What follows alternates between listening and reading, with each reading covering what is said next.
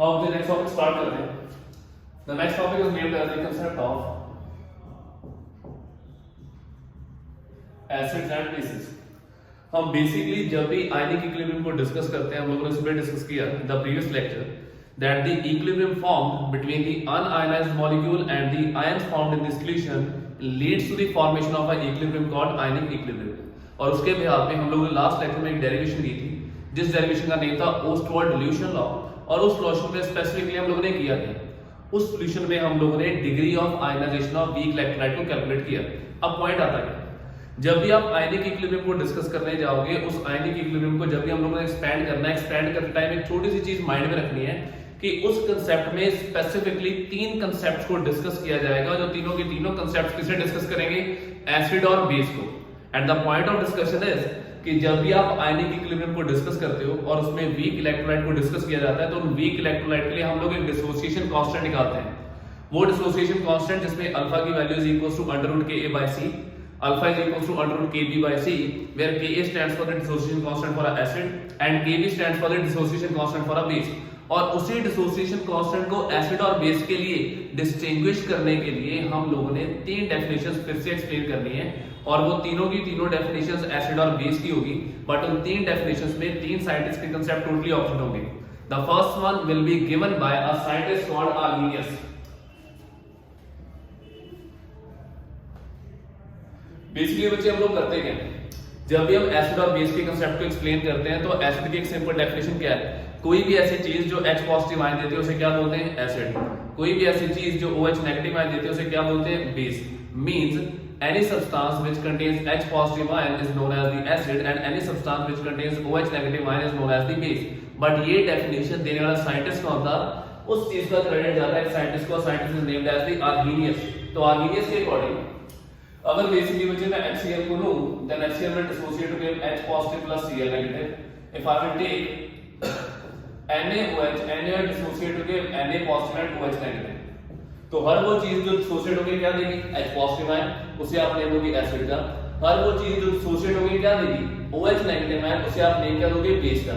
और याद रखना, जब भी आर्गेनियस के कांसेप्ट को आपने एक्सप्लेन करना है एसिड एंड बेस को डिस्टिंग्विश करने के लिए, तो एसिड एंड बेस फिर से दो कैटेगरीज में डिस्ट्रीब्यूट होंगे। The first one is known as the acid, but acid की कैटेगरी क्या होगी, strong. Next one is known as the base, वो बेस भी क्या होगा, स्ट्रॉन्ग। इसी के बिहाफ पे दो एग्जांपल्स और लिख लेते हैं। One is called CH3COH, the other one is called NH4OH। when CH3COH dissociated, it dissociated with Cl3CO negative plus H positive ion। when ammonium hydroxide get dissociated to give NH4 positive plus OH negative ion। now the purpose of having four examples is, चारों examples को ध्यान से check करो बच्चे। इन चार examples में से आपको दो एग्जांपल्स ऐसे मिलेंगे जहां पे डिसोसिएट होने के बाद कोई भी चीज H पॉजिटिव आयन देती है, और दो एग्जांपल्स ऐसे मिलेंगे जहां पे डिसोसिएट होने के बाद वो OH नेगेटिव आयन देती है। पॉइंट ये नहीं है कि वो H पॉजिटिव आयन दे रही है कि OH नेगेटिव, पॉइंट ये है when something get completely dissociated। और आई थिंक मुझे नहीं लगता कि इस कांसेप्ट को एक्सप्लेन करने की मुझे फिर से रिक्वायरमेंट है। In the last topic when we discuss the electrolyte on the basis of their nature, that is strong and weak electrolyte, ये उसी कांसेप्ट को फिर से रिपीट कर रहा है। आर्गेनियस के अकॉर्डिंग कोई भी चीज जो H पॉजिटिव आयन देती है उसे क्या बोलते हैं, एसिड। आर्गेनियस के अकॉर्डिंग कोई भी चीज जो OH नेगेटिव आयन देती है उसे क्या बोलते हैं, बेस। बट इसमें चेंजेस हैं। चेंजेस किस सेंस में, either they get completely dissociated or they get partially dissociated। when they get completely dissociated, the substance formed is known as the strong acid।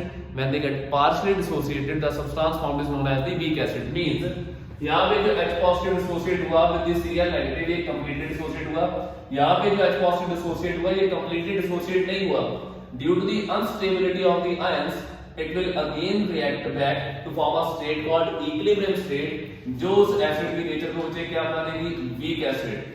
Again NH4OH dissociate with NH4 positive plus OH negative giving unstable ions, और any unstable ions की फिर से reaction होने से reaction कहां पे maintain करेगी, equilibrium state से, और वहां पे जो नेचर होगा उस नेचर क्या होगी, वीक बेस। एक मिनट,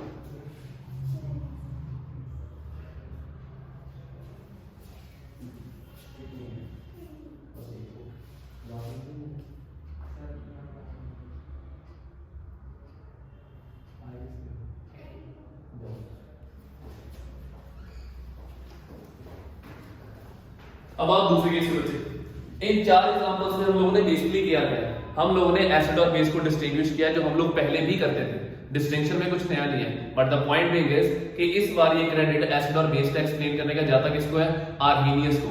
याद रखना आज तक हम जो भी पढ़ते आ रहे थे कि H पॉजिटिव देगा OH नेगेटिव देगा, उस चीज की इन्वेंशन करने वाला और इस चीज को एक्सप्लेन करने वाला साइंटिस्ट कौन था, आर्हेनियस। बट इसमें कुछ ड्रॉबैक्स हैं। अब ये ड्रॉबैक्स किस सेंस में, when something get associated either they get completely dissociated or they get incompletely dissociated. When they get completely dissociated they can be taken in the form of strong electrolyte. When they get partially dissociated means in the equilibrium state they are taken as the weak electrolytes or the weak acid or weak base. मतलब जिस चीज के आगे week word लग गया ना वहां पे स्टेट कौन सी मेंटेन होगी, इक्विलिब्रियम, और जहां पे वीक वर्ड नहीं लगा मतलब वहां पे चीजें कंप्लीटली डिसोसिएट हुई है H पॉजिटिव आयन और OH नेगेटिव आयन देने के लिए। मतलब यहां से मैं एक छोटी सी चीज और भी ऐड कर सकता हूं, if I have to define a reaction called neutralisation reaction. Neutralisation reaction वो होती है जिसमें एक एसिड और बेस कंबाइन करते हैं और कंबाइन करने के बाद बेसिकली प्रोडक्ट की फॉर्मेशन करते हैं। Means can I say that these things can be neutralised by picking H positive ion of the acid, by picking OH negative ion of the base to give a neutral species called water molecule। ठीक है, ये एक random case है आपको उस चीज को clarify करने का कि अगर ये चीजें न्यूट्रलाइज होगी तो न्यूट्रलाइज होने के लिए उन चीजों का कंप्लीटली डिसोसिएट होना जरूरी है। So when the HCl get dissociated उसने में क्या दिया, H positive ion. When the NaOH get dissociated उसने में क्या दिया, OH negative ion। The H positive ion of HCl will combine with the OH negative ion of the NaOH to form a neutral species called water molecule। अब इसमें changes क्या है, Arrhenius के concept में बच्चे आपको कुछ क्या मिलेगी, लिमिटेशंस। याद रखना जो डेफिनेशन आएगी वो डेफिनेशन तो जरूरी होगी, उस डेफिनेशन के बाद उस डेफिनेशन में जो लिमिटेशंस आएंगी वो उससे भी ज्यादा इंपॉर्टेंट है, because the limitation stand for a 1 mark question. अब इन लिमिटेशंस में हम लोगों ने करना क्या है, आर्हेनियस बोलता है कोई भी ऐसी चीज जो H पॉजिटिव आयन देती है उसे क्या बोलते हैं, एसिड। आर्हेनियस के अकॉर्डिंग कोई भी ऐसी चीज जो OH नेगेटिव आयन देती है उसे क्या बोलते हैं, बेस। बट इसमें चेंजेस है, चेंजेस किस सेंस में, सर अगर सपोज कीजिए जिस कंपाउंड को, जिस एग्जांपल को एक्सप्लेन कर रहे हो, अगर उस कंपाउंड में हाइड्रोजन हुआ ही ना, फिर जिस कंपाउंड को आप लोग एक्सप्लेन कर रहे हो अगर उस कंपाउंड में OH नेगेटिव हुआ ही ना, तो फिर आप लोग उसे एसिड या बेस कैसे जस्टिफाई करोगे। बहुत सारे केसेस ऐसे आते हैं हमारे पास जहां पे हाइड्रोजन नहीं होता, जहां पे OH नेगेटिव आयन नहीं होता। मींस आर्हेनियस उन कंपाउंड्स की एसिडिक स्ट्रेंथ को एक्सप्लेन करने में जस्टिफाई नहीं कर पाया जहां पे कंपाउंड क्या नहीं देता, H पॉजिटिव आयन।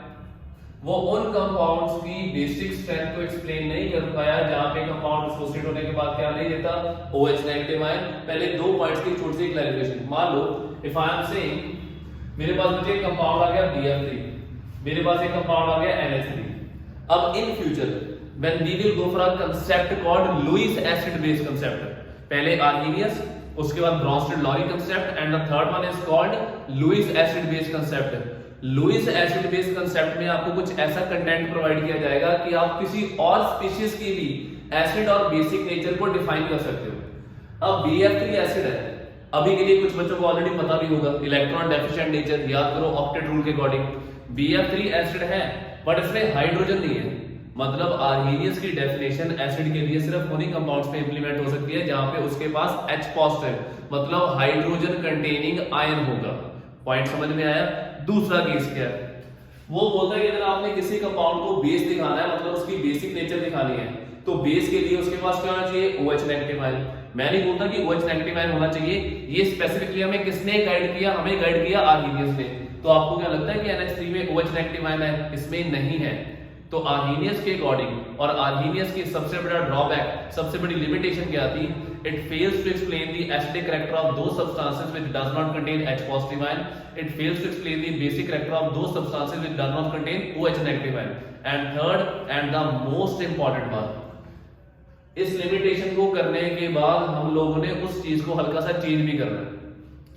अगर मैं किसी बच्चे से जो +2 में शिफ्ट हो चुका है उससे ये पूछूं कि एसिड की डेफिनेशन क्या होती है आर्हेनियस के अकॉर्डिंग, तो वो कहेगा जब आप किसी भी चीज को वाटर में डिसॉल्व करते हो, डिसॉल्व करने के बाद जब वो H3O पॉजिटिव आयन देगी तब उसे एसिड बोलते हैं। मतलब पॉइंट था कि इन डेफिनेशन को अगर ध्यान से चेक किया जाए बच्चे, बेस में कोई इशू नहीं है, प्रॉब्लम सिर्फ एसिड में।